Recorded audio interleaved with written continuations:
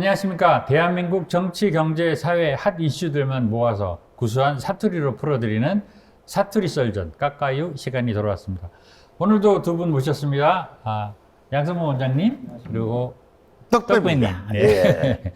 반갑습니다. 자, 오늘 핫 이슈 어떤 내용일까요? 알아보시죠. 자, 좀 이른 감이 있긴 합니다만 4.7 보궐선거가 대선의 초석이 된다고 감히 말씀을 드리고 싶습니다. 네. 대선 주자 누가 나올 것 같습니까? 네, 대통령 선거가 벌써 이제 1년 앞으로 다가왔습니다. 내년 3월 9일 날 투표를 하게 되는데요. 그 전에 6개월 전에 민주당 당원에는 대선 후보를 선출하게 되어 있기 때문에 상당히 9월 초에 선출을 해야 되고 7월 8월이 대선 후보 경선이 이제 예정이 되어 있습니다. 그래서 일부에서는 너무 혹석이다. 그래서 또 국민의힘이 4개월 전에 선출하게 되어 있기 때문에 너무 빨리 선출해서 또 2달 동안 또 혹독한 검증을 거칠 필요가 있느냐. 그래서 2달 정도 연기를 하는 것이 어떠냐 이런 제안도 나와 있습니다만 아직은 논란 중이고요.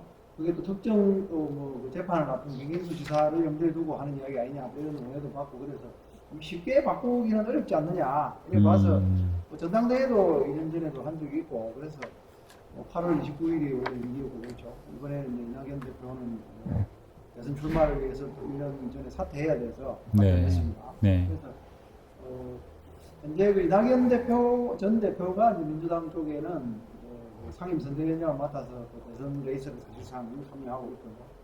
또 정세균 현 총리도 오랫동안 대통령 출마에 대한 꿈을 가져왔고 지난번 또 12년도 후보 경선에도 나선 적이 있고 그래서 보궐선거 이후에는 아마 사퇴하고 코로나로 진행되는 걸 봐서 사퇴하고 대선 레이스에 뛰어들지 않겠느냐 이렇게 보고 있고 그 다음에 김두관 전 지사 장관이 또 경남 영남 후보론에 대한 그런 기반으로 활동을 이미 시작했고요.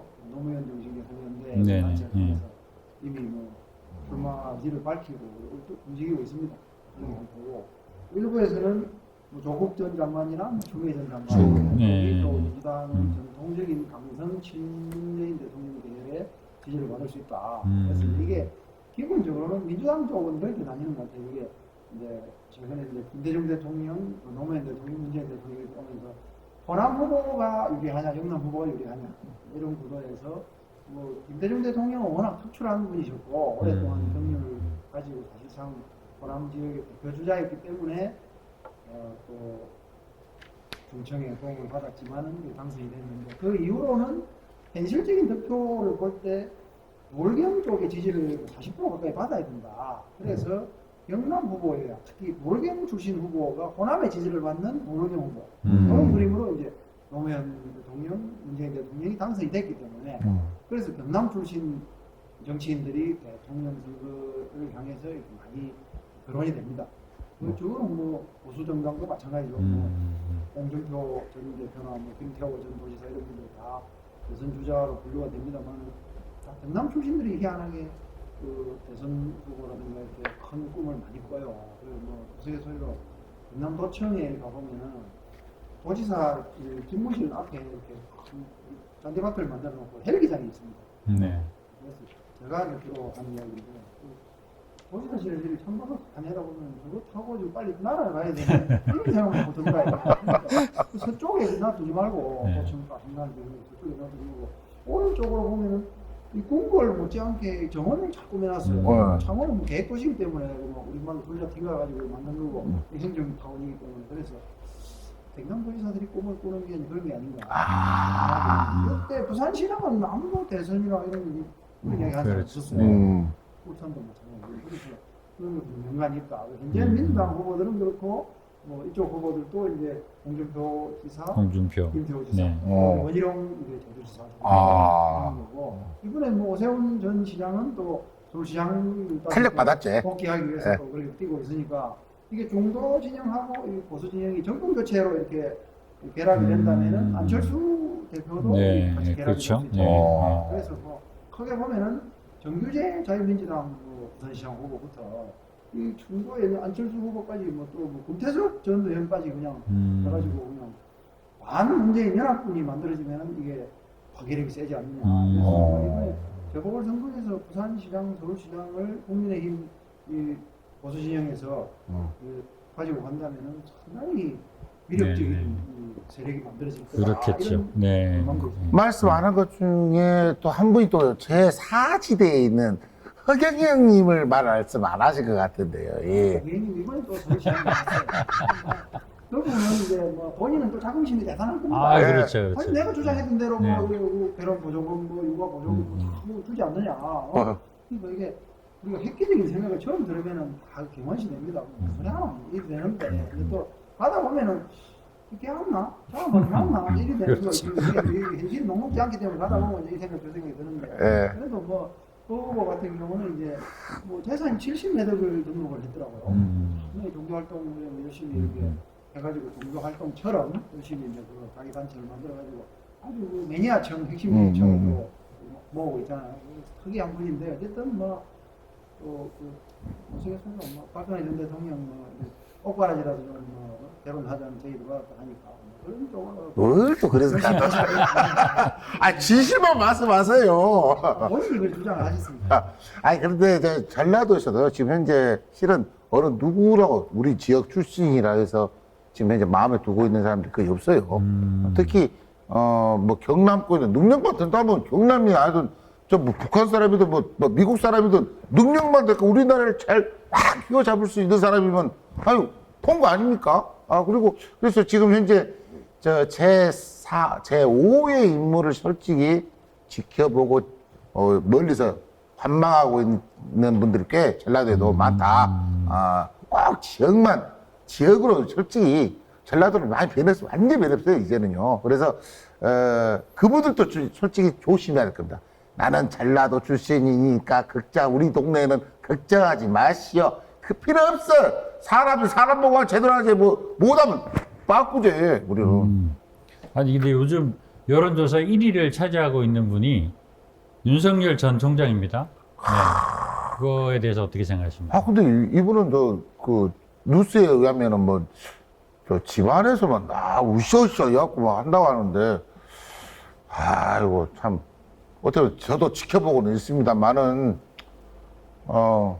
잘 모르겠습니다. 정치는 아무나 한 것이 아닌데, 본인이 하던 거 그냥 법에 관련된 것만 쫙 했으면 되겠는데, 본인도 까발려 놓으면은 이제 한번 복잡할 것인데, 한번 까봐? 어째? 윤석열 바람 어떻게 계속 불 것 같습니까? 일각에서는 이제 윤 총장이 이제 뛰어난 사실은 구술을 했지만은 이후에 이제 검찰 내에서 성과를 내기도 하고 또 박근혜 대통령 때는 대선 자금 문제를 하다가 천도되고 했습니다만 어쨌든 그래도 또 거의 공직 마지막에 이렇게 또 문재인 대통령에 의해서 발탁이 돼가지고 서울중앙지검장을 거쳐서 또 파격적으로 검찰 중장까지 해서 본인이 아마 명예롭게 이렇게 공직 생활을 마감할 수 있을 걸로 그렇게 기대를 했습니다. 의외로 검찰 개혁에 대한 문제가 이제 부딪히면서 법무부하고의 갈등이 깊어지고 이러면서 이제 정부에 대한 불신이라든가 정권 말기에 이런 망들하고 겹쳐지고 하면서 또 보수 진영 정당의 뚜렷한 대선 주자가 부각이 되지 못하는 상황에서 이 여망이 또 언론들의 일부에서 또 이렇게 좀 부각이 되면서 윤석열 전 총장이 상당히 좀 마지막에는 정치적으로 뭐 기획해주는 사람이 있지 않느냐 할 정도로 마지막 퇴직하는 과정은 또 약간 드라마틱했다고 호평하는 쪽이 나올 정도로 그렇게 했어요. 네.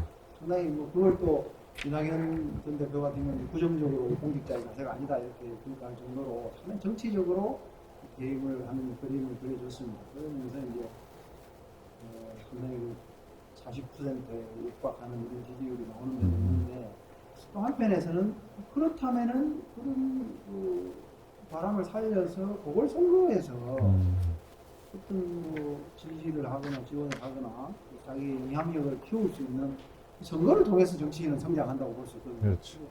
전국적인 서울시장, 부산시장을 뽑는 선거 국면에서 움츠리고 있다. 그 준비를 하거나 뭐 검토한다, 고민한다 이렇게 이야기합니다만은 저는 그 자체는 이제 역시 현실 정치라는 건 만만치 않다. 이게 뭐 우리가 뭐 옆에서 국회의원 하나 뭐 이래저래 하고 300명이나 있다 보니까 뭐 합니다만은 우리가 뭐 돌아보면 반기문 전 유엔 사무총장이나 고건 전 국무총리 대통령 대행도 앞에 황교안 전 대통령 대행도 보셨고 그 전에 뭐 박찬종, 정원찬 전 총리, 서울대 총장도 했잖아요. 이인재 전 의원은 뭐 동교동의 주류라고 하는 동교동의 지지까지 받았었고 대세론이었고 뭐 확실하게 이해찬 전 총리가 두 번에 걸쳐서 1, 2% 안에 근접을 하고 40만 표 차이가 되고 20만 표만 저쪽에서 일로 왔으면 차이가 나는 거니까.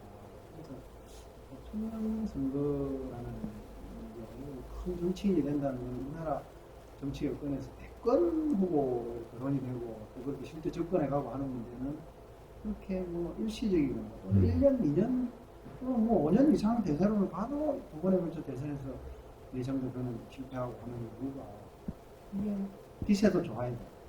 조직도 좋아야 되고 본인의 권력 의지가 무엇보다 강해야 되고 마지막 또 마무리를 할 수 있는 또 이렇게 조직력과 대선을 이끌어갈 수 있는 작업력, 뭐 비롯해서 정책 추진력, 국민의 신뢰 계속 이렇게 이끌어가야 되는데 또 노무현 대통령처럼 20% 또 10%까지 추락해가지고 후보 교체론까지 나왔지만 승부를 던져가지고 그때도 뭐 적합도 조사 뭐 당선 가능성들이 됐지만 김홍준 후보하고 던졌잖아요. 분리하고 야 저도 괜찮다. 그렇기 때문에 또 다시나 되고 막판에 뒤지 처리하는 것도 당선이에요. 그러니까 이 정치라는 건 대통령 선거라는 것은 드라마틱하고 본인의 또 권력을 이런 게 강해야 되는데 말씀하신 대로 윤석열 전 총장이 뭐 제가 뭐 혹평하는 건 아닙니다만 과연 국정 전반에 대해서 우리나라의 역사와 정치 사회적인 갈등 이런 문제까지 고민을 하시고 또 단기간에 이렇게 학습을 하시겠습니다만 그렇게 본인이 맞아. 검찰로서 가지고 있던 흔히 우리가 말하는 과거의 완벽한 과거에 의지해서 이 피해자를 갖다 앉혀놓고 인신을 구속해 놓은 상태에서 조사를 하고 처벌을 하고 하는 위치에서 이 정치라는 거는 이게 가만히 있지 않아요. 뒤에 돌아와서 언제도 이럴 수도 모르고 그렇기 때문에 이게 이제 어찌 될지 좀 두고 봐야 된다. 저는 거기 윤석열 전 총장이 그때 뭐 회의 국회 할 때 자기는 사람에 충성하려고 조직에 충성하겠다. 그런 말씀 했지 않습니까? 그래서 나는 아주 좀 멋있게 보이대요. 와, 진짜, 역시 저런 사람이 좀 뭔가 돼야 된다라고 생각했는데, 또 좀 전에 말씀한 것처럼 저 자금력이 있어야 된다는데, 자금을 충분하다고 느껴지던데요? 그러니까 뭐 처갓집이 좀 잘 산다던데, 참 복 받았어. 근데 몰라! 이거 까봐야 알지. 깎아요? 4.7 보궐선거가 어떻게 결말이 나느냐에 따라서 또 이게 완전히 물갈이가 될 것인가 아니면 현 정권이 유지를 할 것인가 이게 중요한 그런 이슈가 될 텐데 민주당의 이재명 지사 같은 경우도 지금 여론조사는 1위입니다. 1위를 달리고 있지만 당내 기반이 조금 흔들리고 있지 않나 이런 생각을 합니다. 이재명 경기지사에 대해서는 어떻게 보십니까? 이게 대통령 선거는 보통 미래를 걸고 선거를 한다고 이렇게 이야기합니다. 총선이나 지방선거는 이제 평가, 이때까지 그런 정권이라든가 지역의 이제 지방 시정 도정을 맡았던 분들에 대한 평가에서 이제 좌우가 되는데 보통 대선은 뭐 미래에 대한 비전, 이렇게 우리나라가 나아갈 방향, 거대 담론을 가지고 선거를 합니다. 그래서 보통 이제 대선을 계기로 어떤 국가의 그런 국정의 방향이 바뀌고 그러면 이제 대변화와 계획이 시작이 되기도 하고 또 그게 부침을 거둬들여서 또 공교롭게 이 유권자들이 참 국민들이 지혜로우시다는 게 노태우 대통령, 김영삼 대통령이 보수 쪽에서 두 번 집권을 했고 한 10년 해보니까 뭔가 좀 변화가 필요하다. IMF라는 큰 또 국가적인 대사가 있습니다. 그래서 김대중 대통령, 노무현 대통령 이렇게 또 두 번 진보 개혁진영 쪽으로 기회를 줬어요. 또 희한하게 또 그렇게 신망을 받고 자신 있어 하던 노무현 대통령이 마지막에는 5% 7%까지 지지를 들어주고 그랬잖아요. 그렇게 해서 또 이렇게 또 이명박 대통령 또 박근혜 대통령 넘어갔습니다. 임기를 못 채울 정도로 박근혜 대통령이 또 마지막에 권역을 치르면서 네. 탄핵을 받고 문재인 대통령이 들어왔어요. 그러면은 우리가 뭐 흔히 말하는 상도 이상 뭐 다음 민주당이 정권 재정비를 할 것이다. 우리는 좀 재집권이라고 표현을 하거든요. 네네. 재집권을 할 것이다 이렇게 이제 봤는데 의외로 부동산을 비롯해서 네. LH 보궐선거 이래 오면서 그냥 난타전으로 해가지고 아니 지방선거 했을 때만 해도 이렇게 될 거라고 상상을 했습니까? 그거 어렵다는 부산도 그냥 뭐 구청장 무소속 하나 하고 뭐 수영구 서구 2개 빼고 오는데 13개 구청을 썰었어요. 시의회도 교섭단체를 못 할 정도로 그냥 다 가져와 버렸고 원사이드가 50몇 프로 해서 시장이 이기고 그랬습니다. 그게 또 이제 또 독약이 된 거예요. 변제가 안 되니까 또 뭐 엉뚱한 일이 벌어져가지고 됐는데 또 부산 유권자들이 또 해가지고 이게 아니다 이거 이래가지고 바로 그냥 총선에서는 또 6명이 민주당을 있었는데 그 9명은 늘리더라고 이야기했는데 절반은 해야 된다고 이야기했는데 3명을 떨어뜨렸어요. 그래서 15대 3이 그랬어요. 그리고 국회의원은 국민의힘이 압도적으로 못합니다. 그런 상황에서 지금 이제 보궐선거가 진행이 되고 있는데 이 보궐선거가 이제 여기도 이재명 선대위원장이 이제 이낙연 선대위원장의 명운이 걸린 선거라고 이제 평가를 합니다만 실제로는 김두한 명예선대위원장이나 이광재 미래비전위원장 이런 분들이 와서 부산시장 선거에 결합이 되고 상주를 하고 있습니다. 하고 있고 그 결과에 따라서 지금 이제 평가가 나올 것이고 이게 또 정세균 총리가 출마해서 있는데다가 이재명 경기도지사가 참 어떻게 보면 서울시장 선거가 있는데 경기도지사가 지원을 나갈 수도 없어요. 맞아요. 이게 도정을 잘 이끌어서 광역단체장 평가에서는 우수한 성적으로 이제 1등을 달리고 민주당을 비롯한 대통령 지지도가 40%가 국정 지지도가 넘고 할 때는 이끌어갔단 말입니다. 이낙연 대표를 앞서면서 1년 가까이 이렇게 선두주자로 달렸는데 이거에서 페이스메이커다 이런 뭐 불안한 선두다 이런 평가를 많이 했어요. 본인도 그걸 많이 하기 위해서 의원들도 뭐 젊은 의원들도 여기 경기도가 또 이렇게 40여 명이 넘는 의원들이 있고 하니까 그래서 좋은 여건이고 수도권이고 또 도정도 잘 이끌고 뭐 선두주자로 달리기도 했고 서툴리고 또 많잖아요. 어렵게 성장해서 그렇죠. 네. 성남시정도 성공했고 경기도정도 잘하고 있고 해서 좋은 조건인 건 맞는데 이게 또 특이하게 더불어민주당 주류라고 할 수 있는 친노무현 친문재인계하고 불화가 끊이지 않고 나기 때문에 그게 이제 2017년 대선 때 이제 뭐 문재인 후보하고 안희정 후보 이렇게 이제 세 분이 뭐 고성시장도 이렇게 경쟁하는 과정에서 뭐 경선이라는 게 그렇지 않습니까? 뭐 치열하게 하다 보면은 여기 뭐 부산시장 후보 때 이렇게 막 난리 선주장을 하고 나중에 본선 들어가고 나중에 총선 때도 막 이 부메랑이 되고 하는데 그런 당내 경선 때는 원래 설전이 막 행제간 싸움이 더 치열하다고 그걸 거쳤다 해서 너무 또 친문 대깨문도 이 불리는 이런 일부 당 극선 당원들이 뭐 공격하고 하니까 이재명 지사는 상당히 호비를 맞을 수밖에 없고 현재 또 이렇게 1등을 원하고 달리면 또 이렇게 또 조금 완화가 되는데 이재명이로 해도 안 된다. 그럼 지금 이제 본인 주자가 나서야 된다. 그것도 영남 보고 내려서 이제 계속 뭐 김두관 의원이나 뭐 김부겸 전 의원을 이야기하는 적도 있고 그래서 뭐 이광재 뭐 전 강원도지사도 뭐 3선을 바탕으로 부산 사위다 이래 해서 또 부산에 이번에 참여하면서 또 그렇게 이야기를 했어요. 이광재 의원이 뭐 아시다시피 좌희정 우광재 하던 노무현 대통령의 핵심 아니겠습니까? 10대 때부터 그렇게 나왔기 때문에 또 그런 기대를 받고 있고 자기도 고민하고 있다고 이야기할 정도고 뭐 일각에서는 뭐 유시민 전 뭐 장관을 이야기하는 사람도 있습니다만 그 작가는 자기는 작가다. 그래서 아마 안 나올 걸로 나올 수 없을 걸로. 사람은 몰라라. 사람은 몰라. 유시민 장관은 뭐 결정적으로 제가 시대적으로 조금 안 맞았던 게 너무 자유로운 분이라고 생각했거든요. 그분이 맹쾌하게 이야기했습니다. 이명박 박근혜가 대통령이 돼도 대한민국 안 망한다. 우리가 그걸 봤어. 안 맞습니다. 망하다. 그렇습니다. 우리가 지금 보궐선거 앞두고 있고요. 곧 있을 지방선거, 또 대선 이렇게 줄줄이 정치에 관심이 많습니다. 하지만 지금 현재 대한민국 국민들이 제일 안고 있는 문제가 또 코로나고 이 코로나가 제대로 잘 마무리돼서 평범한 일상으로 돌아갈 수 있는 날이 좀 빨리 왔으면 하는 바람입니다. 오늘 두 분 수고 많으셨습니다. 감사합니다.